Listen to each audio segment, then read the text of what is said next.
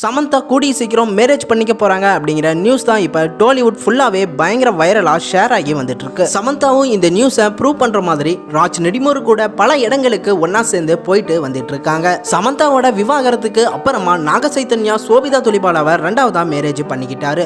அதுக்கப்புறமா சமந்தா பக்கம் ரசிகர்கள் எல்லாமே ஆறுதல் சொல்லி வந்துட்டு இருந்தாங்க. அதுக்கப்புறமா சமந்தா தனிமையான வாழ்க்கையை வாழ்ந்துட்டு வந்த நிலையில ராஜ் நடிமூர் கூட சில காலங்களாவே பல இடங்களுக்கு ஒன்னா போயிட்டு வந்துட்டு இருக்காங்க. சமீபத்தில் நடந்து முடிஞ்ச பிக்கில் பால் போட்டியில கூட ராஜ் நடிமூரவும் சமந்தாவும் ஒன்னா கலந்துகிட்டாங்க. மேலும் திருப்பதி கோவிலுக்கு ரெண்டு பேரும் க்ளோஸா போய் சாமி தரிசனம் எல்லாம் செஞ்சுட்டு வந்திருக்காங்க. சமந்தா நடிக்கிறத தாண்டி தயாரிப்பாளராகவும் மாறி இருக்காங்க.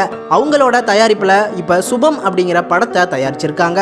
இந்த படத்தோட ஈவெண்ட்லயுமே ராஜ் நடிமூரவும் கலந்துகிட்டாங்க. அந்த போட்டோஸ் எல்லாமே சமந்தாவும் ஷேர் பண்ணியிருக்காங்க. சமந்தா தயாரிச்சிருக்க இந்த முதல் படமான சுபம் படத்தை அவங்களோட அம்மாவுக்கு போட்டு காட்டியிருக்காங்க.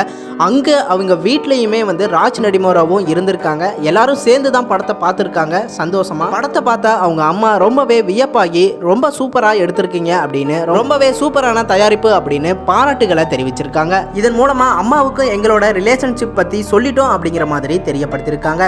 மேலும் ராஜ் நடிமூர் கூட ஹக் பண்ற மாதிரியான இருக்க போட்டோஸையும் இன்ஸ்டாகிராம் பேஜ்ல ஷேர் பண்ணியிருக்காங்க. இதன் மூலமா நாங்க ரெண்டு பேருமே ரிலேஷன்ஷிப்ல இருக்கோம் அப்படிங்கிற மாதிரி இன்டைரக்டா அம்மாவுக்குமே தெரியப்படுத்துற மாதிரி சமந்தா பண்ணிட்டு வராங்க அப்படின்னு டாலிவுட் ஃபுல்லாவே பயங்கரமான வைரல் நியூஸா பரவி வந்துட்டு இருக்கு. ஆனா இப்ப வரைக்குமே ராஜ் நடிமூரவும் சமந்தாவும் இந்த பரவிட்டு இருக்க நியூஸ்க்கு ஆதரிக்கவோ மறுக்கவோ தெரிவிக்கல.